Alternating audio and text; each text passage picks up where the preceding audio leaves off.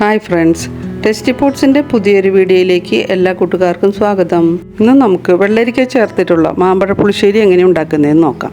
ഇതിനായിട്ട് അരമുറി വെള്ളരിക്ക ചെറുതായി അരിഞ്ഞെടുത്തതും 3 മാങ്ങ മീഡിയം വലുപ്പത്തിൽ അരിഞ്ഞെടുത്തതുമാണ് ഇവിടെ ഉപയോഗിക്കുന്നത്.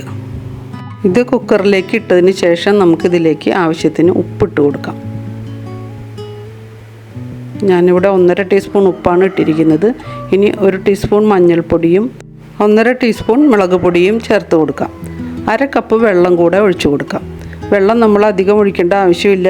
ഇത് വെന്ത് വരുമ്പോൾ അതിനകത്ത് വെള്ളം നല്ലവണ്ണം ഉണ്ടാകും. കുക്കർ അടച്ച് നമുക്കത് വേവിക്കാൻ വയ്ക്കാം. ഇനി ഒരു മിക്സി ജാറിലേക്ക് നമുക്ക് അരമുറി നാളികേരം ഇട്ട് കൊടുക്കാം. അതിലേക്ക് ജീരകം 1 ടീസ്പൂൺ ഇട്ട് കൊടുക്കാം.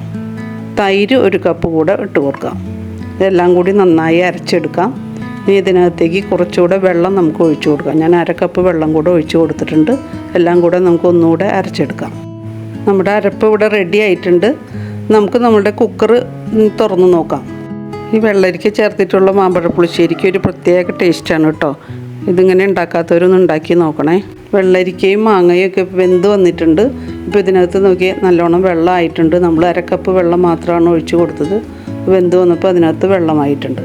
ഇനി നമുക്ക് അരച്ച് വെച്ച അരപ്പ് ഇതിലേക്ക് ചേർത്ത് കൊടുക്കാം. നമ്മുടെ ചാനൽ സബ്സ്ക്രൈബ് ചെയ്യാതെ കാണുന്നവരൊന്ന് സബ്സ്ക്രൈബ് ചെയ്തേക്കണേ. ലൈക്ക് ചെയ്തും കമൻറ്റ് ചെയ്തും സപ്പോർട്ട് ചെയ്യണേ. ഇനി നമുക്കിത് നന്നായി ഇളക്കി കൊടുക്കാം.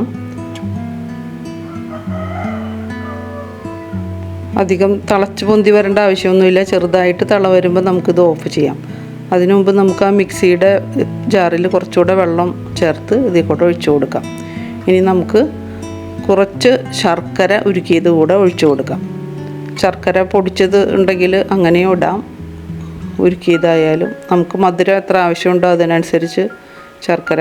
ഞങ്ങൾക്ക് ഒരുപാട് മധുരം ആവശ്യമില്ലാത്ത കാരണം ഞാൻ കുറച്ച് ഒഴിച്ചിട്ടുള്ളൂ. ഇനി ഈ സമയത്ത് ഉപ്പ് വേണമെങ്കിൽ നോക്കിയിട്ട് വീണ്ടും വേണമെങ്കിൽ ഇട്ട് കൊടുക്കാം. ഞാനിവിടെ 1/2 ടീസ്പൂൺ ഉപ്പും കൂടെ ഇട്ട് കൊടുക്കുന്നുണ്ട്. ഇപ്പം നമ്മളുടെ മാമ്പഴ പുളിശ്ശേരി ഇവിടെ ഏകദേശം റെഡിയായി തിള വരാൻ തുടങ്ങിയിട്ടുണ്ട്. നമുക്കിപ്പോൾ ഇത് ഓഫ് ചെയ്ത് വയ്ക്കാം. ഇനി നമുക്കിത് താളിക്കാനായിട്ട് റെഡിയാക്കാം. ഞാനിവിടെ നെയ്യാണ് ഉപയോഗിക്കുന്നത്. നെയ്യ് ചൂടായി വരുമ്പോൾ നമുക്ക് കടുക് പൊട്ടിക്കാം. ഏകദേശം 1 ടീസ്പൂണോളം കടുക് ഞാൻ ഇട്ട് കൊടുക്കുന്നുണ്ട്. അത് പൊട്ടി വരുമ്പോൾ നമുക്ക് കുറച്ച് ഉലുവയും ഉണക്കമുളകും കറിവേപ്പിലയും ഇട്ട് കൊടുത്ത് മൂത്ത് വരുമ്പോൾ നമുക്ക് കറിയിലേക്ക് ഇട്ട് കൊടുക്കാം. നമുക്ക് കറിയിലേക്ക് ഒഴിച്ചു കൊടുക്കാം. അപ്പോൾ ഇത്രയേ ഉള്ളൂ. നമ്മുടെ മാമ്പഴ പുളിശ്ശേരി ഇവിടെ റെഡി ആയിട്ടുണ്ട്.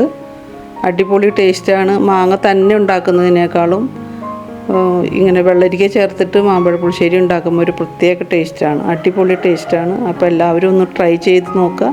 മാമ്പഴ കാലം കഴിയുന്നതിന് മുമ്പേ എല്ലാവരും ഒരു പ്രാവശ്യമെങ്കിലും ട്രൈ ചെയ്ത് നോക്കേണ്ട ഒരു ഐറ്റമാണ്. പുതിയൊരു വീഡിയോ ആയിട്ട് വീണ്ടും കാണാം. Thank you for watching. Bye. ആദ്യമായിട്ട് നമ്മുടെ ചാനൽ കാണുന്നവരൊന്ന് സബ്സ്ക്രൈബ് ചെയ്തേക്കണേ. ലൈക്ക് ചെയ്തും കമൻറ്റ് ചെയ്തും ഒന്ന് സപ്പോർട്ട് ചെയ്യണേ.